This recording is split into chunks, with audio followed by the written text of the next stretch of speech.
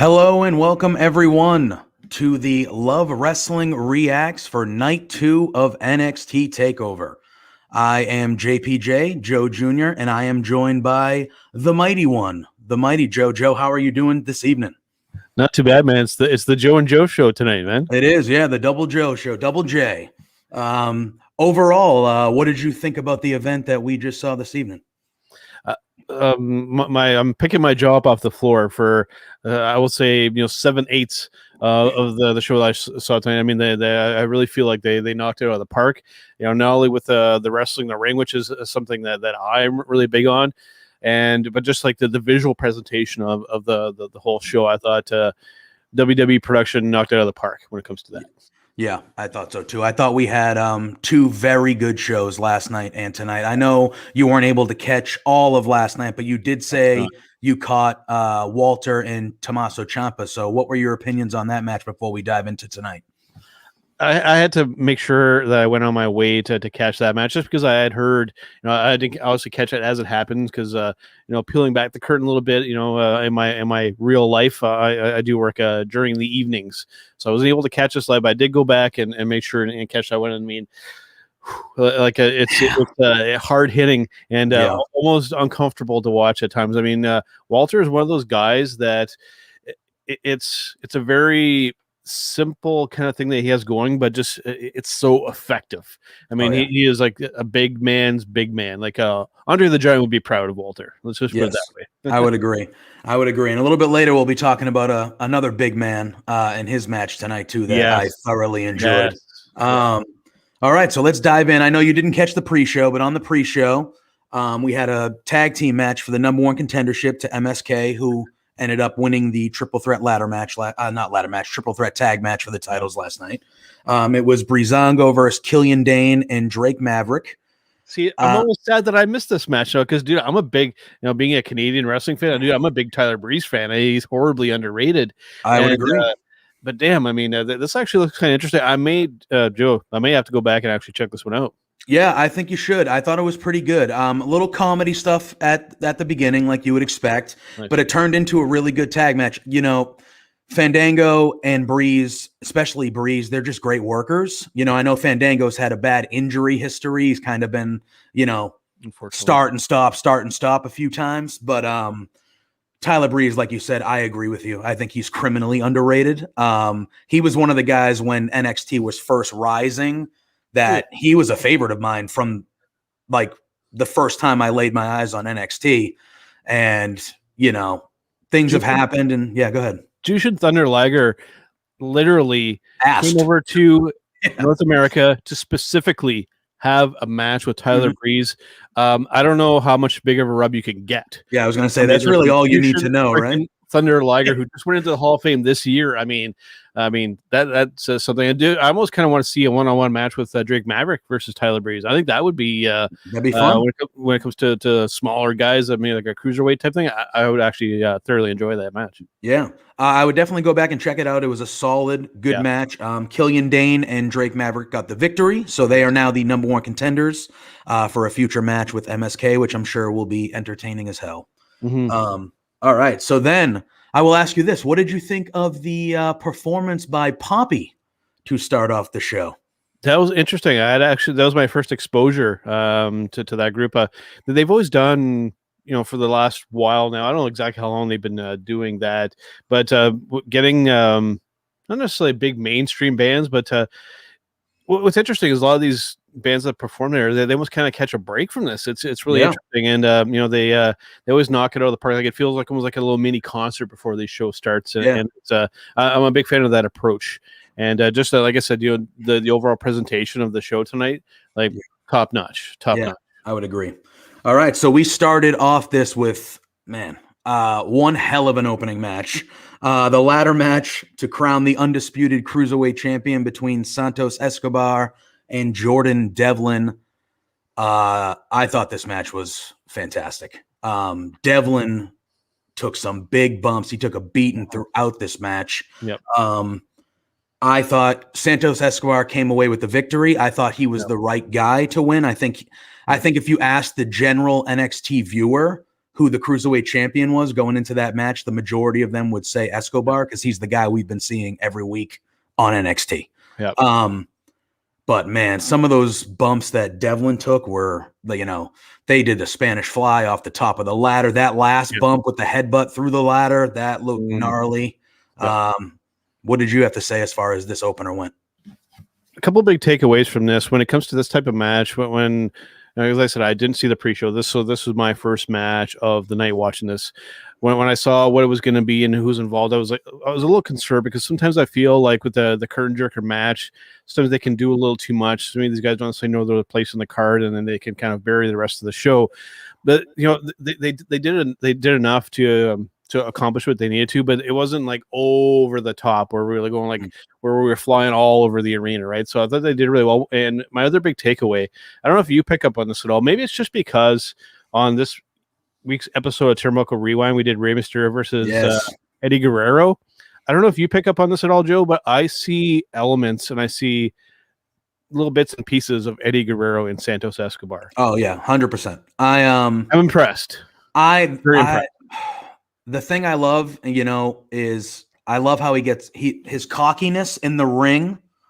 When he started taking control towards the beginning of the match, he's smiling and he's looking at the crowd and you can tell he's pointing at people and he's doing like little hey half bows, and you can just that charisma that he has definitely reminds me of a young Eddie Guerrero. Yeah, that guy's good. Both these guys are really good. This was a really, really good opener. But yeah, I do see that in Escobar for sure. Yep. And like you said, that move to end the match, so him going through that ladder in the corner, like with his head twisted and just like the angle that was kind of presented. Yeah, like I was sitting there, like I like had that uncomfortable. It's like, ooh, like I was legitimately concerned for the man's safety. Let's put it that way, Jordan Devlin also, he did a gorgeous moonsault from the top of the ladder that he hit on Escobar that I thought was excellent as well. Like I said, they were doing some of the stuff was, it's a ladder match. We've seen a ton of ladder matches. It's hard to come up with new, innovative, creative things, but the suicide dive from Escobar, where he kind of went into the ladder with Devlin, I thought was a very cool spot. I mentioned the moonsault, the Spanish fly from the top of the ladders was amazing. This was and like you said, it wasn't all just high flying spots. There was some slow, methodical stuff kind of mixed in the middle of it. I thought it was very well paced. I thought for an opener, it really hit the mark. I thought it was a good way to set off the night. Absolutely. I would definitely agree. Yeah. And then we went into the NXT women's tag title match. We had Candice LeRae and Indy Hartwell going against the champions, Shotzi Blackheart and Ember Moon. Shotzi and Ember end up retaining here. I was a little disappointed by that. I'm a Candice LeRae fan. I think a lot of us are. I'm waiting for her to get that deserving big win in NXT that she's never had, and she's been there for a while. Yep. Obviously, I know this was a tag match, so there's other elements to the match. It's not a one-on-one thing, but I was kind of hoping that Candice would kind of get that win and become tag team champions. It was a good match. I love Shotzi and Ember's entrance. I know it's over the top, but I think it's cool as hell. What'd you have to say about this match? This is my only match tonight where I do have a few critiques. You had mentioned Candice LeRae, like you said, you're hoping that she can get her big breakaway, whether it's becoming hopefully NXT Women's Champion. But I'm hoping that it's not as a heel character. I think for it to be really, really something significant, I think it's got to be that bubbly baby face Candice LeRae, because that's the Candice LeRae that I love, right? So, but very much like our friend Josh Robinson on last night's show, I'm not a big tag team wrestling kind of guy, especially in the WWE context, because it can get a little cluster effy type of thing here. My only kind of issue with this match is there's always that typical multi-person move that happens, and it was this corner move, and it didn't feel like it was like a naturally flowing part of the match. I felt like it was like really they went out of their way to set up that move, and you could tell like Amber was kind of like pointing. You could audibly hear trying to set up the spot. So like that's it just kind of took me out of that match, that one particular spot. I know that they always had to get that one big move in, but just it didn't feel like a natural flowing part of the match. Yeah, and other than that, I'm perfectly fine. I would agree. I would have liked to have seen Candice and Indy get the win to kind of switch it up, but I thought the match itself was just fine. Like I said, just that one spot was the only one that I really had been a bit of an issue with. Yeah, and then Shotzi, and this is not the first time that like she's had a scary moment in a match, but that suicide dive, she completely went over them, and you could tell with the camera immediately they just kind of shifted to Ember Moon to just until they knew she was okay. That was a scary little moment there. She is a reckless wrestler, but that's how she wrestles. I don't say reckless as in dangerous per se, but she has that, like, it's her character, it's how she wrestles, that's what she's known for. But there's been a few times that where it's been like, ooh, like that millimeters away from something really bad happening, you know? It reminded me of Lita's crash and burn to the outside. Yeah, on the Raw. She almost broke her freaking neck. It almost reminded me of that. Yeah. It almost kind of looked like Candice and Indy weren't kind of like in the same spot. Because you could tell like that was another kind of planned moment in the match, and they didn't do the greatest job at catching her on the outside. Let's just put it that way. But, it was a little scary. Yeah, I don't know if it was a timing thing. I know like Ember was on the ropes, so I don't know maybe if like she shaded them a little bit and they couldn't. I don't know, but whatever happened, that was scary. But yeah, I thought, like you said, I would have, like, we both agree. Like, I think we both would have liked Candice to get a big win and maybe hold some gold. Ideally, like you, I would like it to be the NXT Women's Championship at some point. But I want her to do more. I want her to get some big wins, which I feel like she hasn't gotten many in the years that she's been there now, you know? Yeah. I don't know if she feels like because she's the more experienced one that she needs to put the other girls over. Maybe that's the element that we're that she's going for. But at some point, I mean, you got to put yourself over too. So. Yeah. And speaking just personally, like I haven't seen a ton of Indy Hartwell besides what we've seen on NXT. Yeah. She is a lot stronger and a lot bigger taller of a woman than I thought she was. And, you know, I know she's newer, but I think learning from Candice and Johnny and being a part of that group is you know, that's a good group to be in as you're learning, you know, how to wrestle. Yeah. I mean, because you're dealing with guys and girls that have been around for quite a while. Oh yeah. And, Johnny's got a lot more experience, even outside of WWE that I think a lot of people are necessarily aware of. So. Oh yeah. All right. Then we did see in the crowd, we had Gable Stevenson. I believe he is a collegiate wrestler. Did I mess that up? Did I mess his name up? No. Okay. It was cool to kind of see him. Yeah, it was a little odd for me. Steph? Yeah, Steph? She had that. She was like that overly bearing, like, "Hey, I'm smiling," but it's she had like her face wrinkled the whole time, pointing at the guy. It was like, Stephanie, are you having like a stroke or something? And just visually, it looked kind of odd. Like she was like almost like creepily kind of looking at him. But I get it. But at the same time, it was a little odd. Yeah, but I think, you know, with Steph being the one who was next to him there, I think that kind of shows what they think he's going to be. You know what I mean? Yeah. So that's not a bad person, as awkward as it was. That's not a bad person to be, you know, in the shot with you when we first see you, you know? For sure. And to have that kind of college pedigree too. I mean, that will bode very well. Oh yeah. You know, when, you know, historically, like your Brock Lesnar's and your Kurt Angles and whatnot, having that base to your game, so to speak, is a very good thing. Yes. All right. Then the next match we had was the North American Championship match between Johnny Gargano and Bronson Reed. Yep. I really liked this match a lot. I thought this match, even though we lost, this match elevated Bronson Reed to a next level in NXT. Again, he's another guy I've only seen his NXT work, you know, I didn't know much about him before. But this was easily his best match since he's been in NXT. I thought he looked terrific. They used his power, you know, when Gargano ended up retaining, but he had to hit the 2 finishers to do it. Yeah. I mean, what did you think about Bronson Reed in this match? And then what did you think about the match as a whole? Yeah, I was really impressed with Bronson. This is actually my first kind of exposure to him. You know, kind of looking at his career, like even outside of WWE, I mean, he was quite accomplished in Australia. Quite a bit of experience actually before moving over. So interesting. it's interesting too, because typically with your big man wrestlers, I like to see them kind of wrestle that big kind of style. But occasionally I do like when a big guy is kind of like that big wrecking pinball cannonball type of guy, which he was to a certain extent. But yeah, man, I would have almost have liked to have seen him actually win this match. Yeah, I was really pulling for him. Yeah, that was one of those things where, I love Gargano, Yeah. but especially as the match went on, I was like, oh, I think, I was feeling the same way you were. I think I love the Bam Bam Bigelow reference when he did the cartwhel. I love how they mentioned that Bam Bam Bigelow is a huge influence on him, because I think he has not a lot of people, and again, when I first started watching wrestling, Bam Bam was, it was the 90s. So like I didn't see a lot of early Bam Bam until later, but he was more agile than people give him credit for a big guy.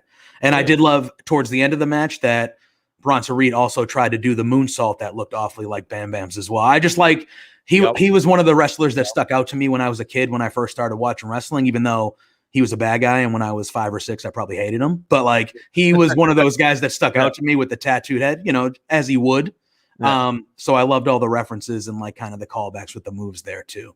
That's interesting, because I had kind of the same feeling as a kid when I first saw Bam Bam, and you start seeing some of this aerial stuff. I'm like, I remember as a little kid watching that, I'm like, is this like real life going on? It was like so surreal just seeing a big guy fly through the air like that. It was nuts, and definitely you can definitely see the influence in this guy, and I think that he has a bright future. If used properly, and not just turn into this big guy where he just is always taking the fall and stuff like that. You have a chance with a big guy to do something significant. I'm a fan of Bronson Reed. I'm thoroughly enjoying what I saw tonight. Yeah, I was too. I think I think he won over a lot of people, including us too, tonight with that performance. That was very, very good. Very impressed. Then we head to the next match, and going into it, they cued the night as a co-main event, right? Double main event. Most people, including myself, assumed that the title would close the night, but I think a lot of us were actually hoping that it kind of went the route that it did. So the next match that we saw was Finn Balor versus Karrion Kross for the NXT Heavyweight Championship. I thought this match was very good. This match, to me, was the match not the least invested, but I wasn't super duper pumped heading in. Like I was like, okay, it's going to be good, but I wasn't super invested. But this match exceeded expectations for me. What did you think about it? I thought they did a great job kind of building into this, and because I've been watching a ton of the product lately, so at the beginning it was kind of nice to see a little bit of a recap, and you can tell that they've definitely put some time into this. And given somebody that's watched a lot of New Japan Pro Wrestling, this really did feel like a Prince Devitt version of Finn Balor, which is really cool to see. And Karrion Kross, like I mentioned earlier with Bronson Reed, occasionally I do like to see a big guy kind of flying through the air, but Karrion Kross wrestled like a big guy, and he did a really, really good job with that.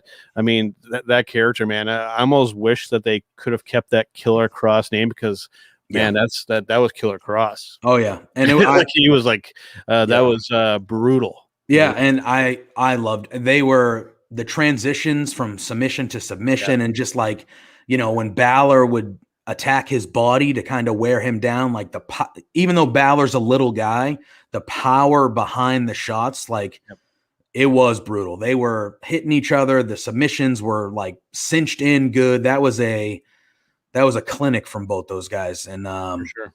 I thought it was very, very good. So that character work with Karrion Kross, and having Scarlett there too. I mean, they have a really good thing going there. Oh yeah, and I just hope that since that he lost this match, that isn't necessarily the end of him in NXT, because I know Vince is drooling all over this guy and Scarlett, for obvious reasons. Mm-hmm.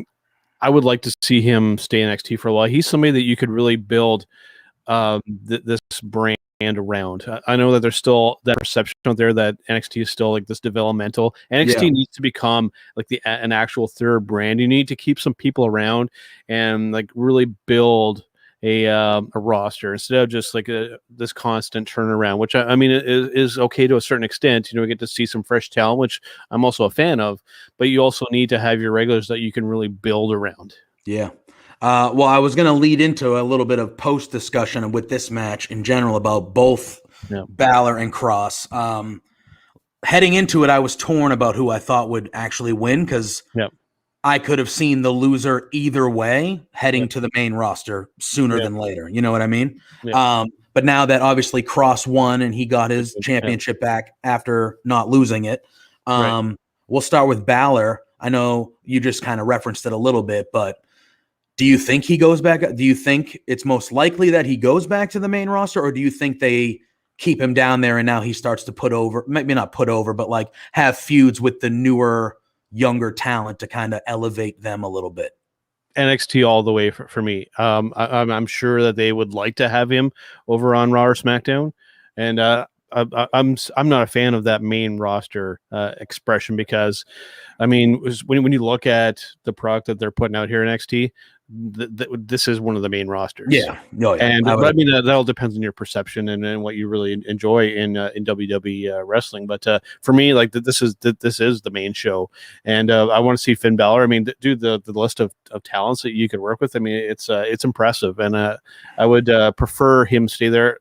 Same with Karrion Kross. I love these guys in NXT. They're awesome. Yeah, I do too, and I think obviously the injury stopped it, but I think they had big plans for Kross. When he debuted, he was untouchable, and then he won that belt and got hurt, and ever since he's been back, he's been untouchable. Like, he's going to carry that title and that division for a while, while they elevate. I'm sure the number one contender will be involved with the next match we're going to talk about, the main event, but there's a lot of guys coming through the pipeline that he can have fun feuds and fun matches with.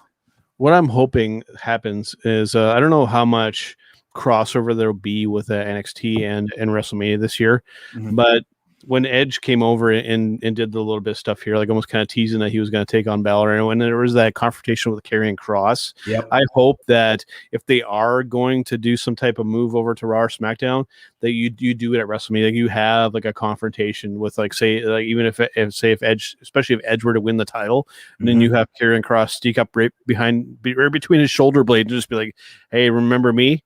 Yeah, I haven't forgotten. TikTok." Yeah. Right, that'd be something, wouldn't it? Right? That'd be great. Dude, I would get like I'm getting like goosebumps now just thinking about the potential of it. Yeah, well, I have to think like when Edge was down there, obviously when they did that thing in the back with Kross, like they did that for a reason. Like, and I think the screen when they did, and they did, like, wow, yeah, and I think it was done for slightly more than just kind of giving Kross the rub. Like Kross didn't need the rub, so like I think. That was a foreshadowing thing that, like you said, it kind of got us wrestling fans like, oh, like I wasn't even thinking of that. But now that I saw it, I want that. You know what I mean? Absolutely. Couple of cool spots in the match before we move on to the next one. I thought when Finn went on his run and he hit the double drop kicks and the coup de grace and Kross kicked out right into the chokehold like that, I thought, that was so cool. I loved, like you said, Kross is selling.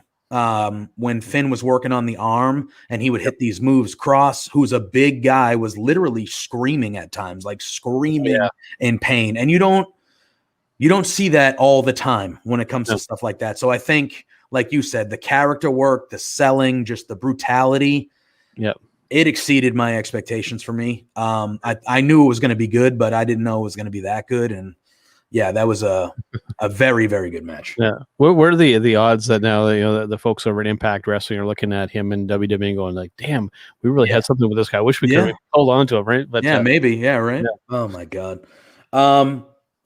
Then in the back, we have an interview with Santos Escobar, and he's just talking about, we forgot to mention, I guess, there was a very cool moment at the end of his match where he had his son come out on the ramp when he was holding the two titles. And that kind of leads into this. They were asking him, how he felt about being Cruiserweight champion, and he mentioned family a lot. I don't know.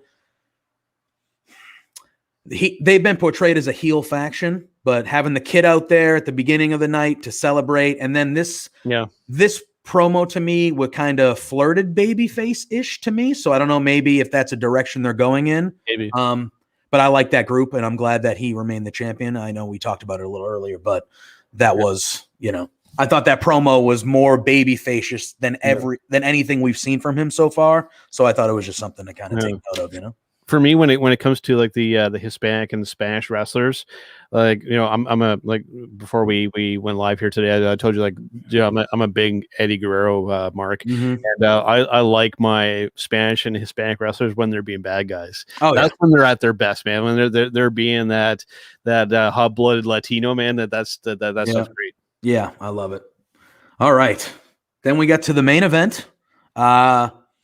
This is the match I was looking forward to the most of the whole week for me. It was the unsanctioned match, Kyle O'Reilly versus Adam Cole. I'll let you kick this one off. Go into it. What'd you think? What were your opinions? Some highlights of the match? Typically, if this was just like a no DQ match, or if it was a Falls Count Anywhere match, it happening after what was the quote unquote main event. Normally I would be very critical of that, but given that it's an unsanctioned match, I mean, it has to be placed last on the card because we know we have our regular set of matches, and then it's always got to be, if there is an unsanctioned match, it has to follow everything else. So that makes it okay. Otherwise I would be kind of critical of the placement of the match. But I mean, dude, like we can go into some of the details. Yeah, I mean, I'm ready. I mean, when it comes to this type of match, I mean, we've seen some matches like this that have gone like really crazy and out of hand, and this did too. Yeah, it did. They did a lot here. Yeah, they did a lot. Yeah, there were some. I thought having the Undisputed Era logo on one of the chairs was a nice little touch. Call back to everything. Man, the brain buster on the announcers table. They had that table didn't give, and that was. No.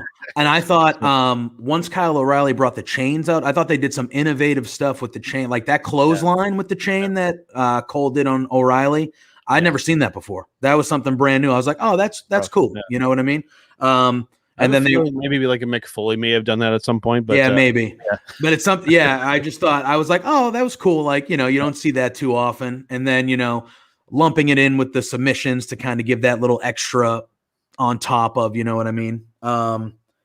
Then the big moment of the match was O'Reilly had him in the triangle choke on the ramp, and Cole kind of falls forward, kind of semi-spine buster-ish, and they went through the ramp.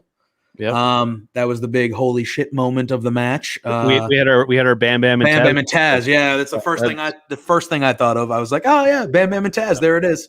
Yeah. Then Cole's like kicking the side of the Titantron out to rip him out and stuff like that. Yeah. Very cool. The call back to the brain buster on the steps I thought was really good. Yeah. I thought this match was brutal. It was brutal. And when I hear unsanctioned and stuff like that, and just the way of the story, I thought they were going to be even more brutal than they ended up being. Like that was my mentality going into it. Yeah. But it was still, there was a tire iron that Adam Cole used on Kyle O'Reilly. The referee even got in on a little bit. Referee got, that was the one part where I was like, Cole takes out the ref. Yeah. And then 2 minutes later, he's yelling at the ref because the ref is knocked out. Well, dude, you knocked him out. Yeah. The ref wouldn't be knocked out if you didn't knock him out. So I love Adam Cole, but that was kind of like, okay. Like, I understand if you want to knock him out, you're the bad guy. Like, cool, like do that, but don't yell at the guy later and call him stupid when you're the reason he's in that. You're the reason he's like that. Yeah. But the match ended with O'Reilly heading up to the top rope, and he wrapped his knee in the with the chain, and he hit that flying knee drop on top of the chair. He gets the win. Cole gets taken out on a stretcher, and O'Reilly is victorious on the ramp as the show went off the air. I wouldn't be shocked if we, all right. So first question I'll ask you is, what's next for Adam Cole? That's a good question. Because I was actually expecting Cole to win this match. Were you? Yeah, okay. I was actually expecting that. And I mean, you got to think at some point that they want him over on Raw or SmackDown. Like, I don't know if now is the time for that, but that's a great question. Because I don't think you can just reunite these guys. I mean, they just beat the living piss out of each other in Cole literally saying, you're nothing. You've never been nothing like without me. I basically got made your ass. Yeah. But yeah, I honestly don't know what's next for Adam Cole. I honestly don't know.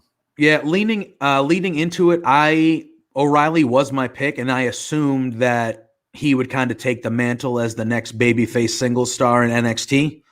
And my reaction was that Cole would come up. Yeah. Because, if he's going to be by himself, like he can obviously, the way that the call-ups go most of the time, I would just prefer if everybody stayed in NXT, just the way the booking is for some of those guys, guys and girls, sadly. But I mean, he's the longest reigning NXT champion of all time. Yep.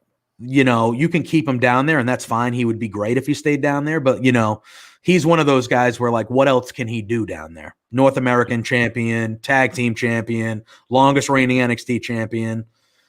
He's done everything. And I think, unlike a Tommaso Ciampa and a Johnny Gargano, I think Cole wants to headline I think he wants to go to WrestleMania. He wants to main event a wrestle. You know what I mean? Like, I think that is in his goals, whereas Ciampa and Gargano have both publicly said, like, nah, like NXT is our home. We want to be here forever. You know what I mean? Cole's ceiling in the company is definitely much higher. Not to take anything away from Tommaso and Johnny, they're both fantastic. But I think they have like a certain ceiling. I think NXT, not taking away from NXT either. But and you had hit on something too, uncertain, like the feeling about Kyle O'Reilly, and again, before we went live, we were talking a little bit about this. I feel like the audience is kind of mixing up the psychology a little bit too, because we hear the audience kind of like flip flopping a lot back and forth, combined with a lot of the piped in crowd noise. Again, this is something that your casual and general kind of fan doesn't necessarily pick up on. But you and I, who have been watching wrestling for a long time, like it felt like it's like, I don't know, like for me, like if I'm watching this on mute. Right, I'm thinking both of these guys are heels. Both of them are bad guys. Yeah, 100%. Right? Because there's both guys. There's literally no redeeming qualities to either of these guys whatsoever. Coming out of this, like I said, if I were to watch it on mute, I would think that these guys were gonna like almost kind of join up afterwards. If I heard like with no audio. Yeah, and we were talking about before we came on. They expanded for the Capitol Center. They expanded. Yeah. They got rid of the cubes and they expanded it, so there was more of a crowd. Clearly not even close to what we're used to, but there was more of a crowd than we have been. I don't know why. I don't have any real complaints about last night or tonight. I thought both shows were fantastic. I think TakeOver has a certain level that you expect, and they literally hit it or go over it every time. Yeah. I don't know why you had to still have the fake crowd noise. Like, I feel like with the expanded crowd, I think it would have felt close to what we saw at Full Sail in at least the early years, when and that was more than enough of a crowd reaction and crowd, you know what I mean? Every time you watched it. So I don't know why they were still piping. That kind of bothered me. One or the other. Yeah, exactly. Yeah. And like you said, Adam Cole's just one of those guys where he can be the biggest asshole on the screen, and everyone's still going to root for him because he's Adam Cole and he's got the cool catchphrase. Yeah. The new music, I was sad to not hear the Undisputed Era music. That music is a banger. I wish Cole could use his music from Ring of Honor. I wish that he could use that theme song. I wish that maybe we could find a way to get the rights. Yeah, audio-wise, one thing that they did nail and I really popped large for, being an old school wrestling fan and watching a lot of Madison Square Garden shows. You may know where I'm going with this. That the mic set up down from the ceiling like that. Yes. I popped really large for that. I love it. Just like whatever. It's a microphone. No, that's old. That's WrestleMania 1, WrestleMania 2. That's like that's old stuff. And I know, like, guys like you and me, I know we're aging ourselves here. But guys like you and I who have been watching for a long time, like, that's cool. That reminds you of watching it when you were a kid. Very cool. We have a comment from our friend Vanessa. She says Cole is definitely going up. New music, the way he went out. She thinks he shows up after Money in the Bank. That would be cool. That would be cool.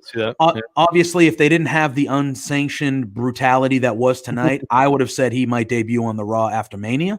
But I don't expect that we will see him for a little bit because of the way, he was getting attended to. It looked like they were prepping him up on a stretcher. Like, I don't think we're going to see him 3 days from now. You know what I mean? I think that I think that if they're going to do an Andre the Giant Battle Royal, I think he might show up in that.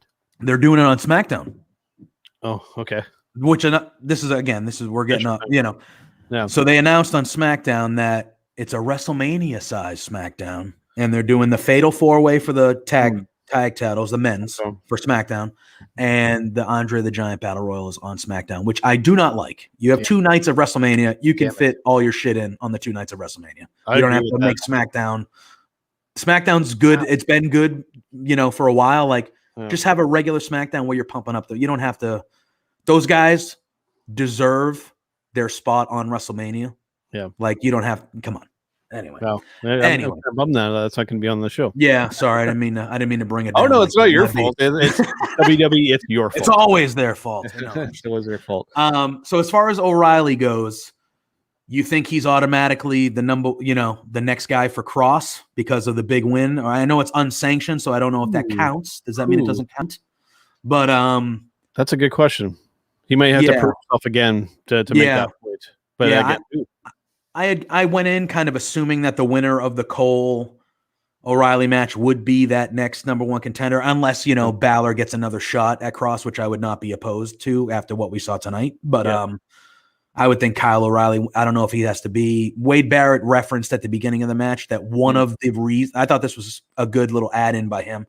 He said one of the reasons that it was also an unsanctioned match was because O'Reilly still wasn't clear to compete, which I thought. Yeah. I thought that was a nice little tidbit to throw in there.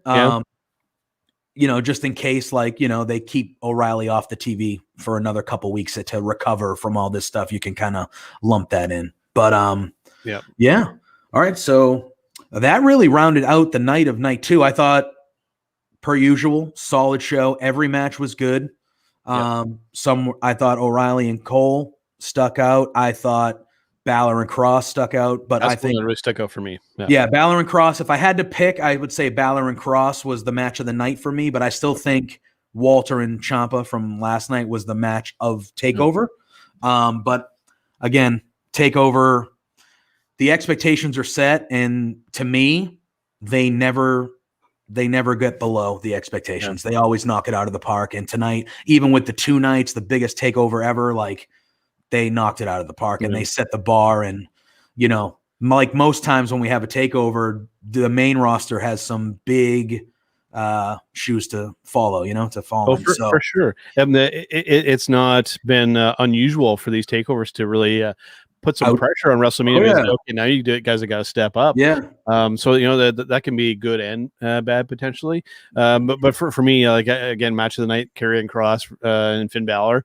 But if I also want to throw in like a standout solo performance, like I mentioned, Santos Escobar. Yeah, Santos Escobar. Dude, like I said, being a big Eddie Guerrero fan, I see a lot of him in Santos, and I'm excited to see what they can do with this guy. Yeah, I think I don't know if you have plans to go back and watch the rest of night 1, but I think I assumed.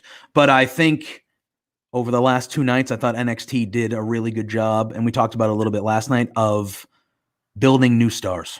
You still have Gargano as a champion, O'Reilly. You still got those guys that but like you said, Santos Escobar, they made him the official undisputed cruiserweight champion. That's he's been around this year, but that's a newer guy that's going to be there for a while. MSK with the tag titles last night, same thing. Those guys are tag team stars. Yes. Raquel with the women's championship, same thing. New champion, new stars. Even though a loss tonight, they made Bronson Reed a star in that match tonight. They elevated him.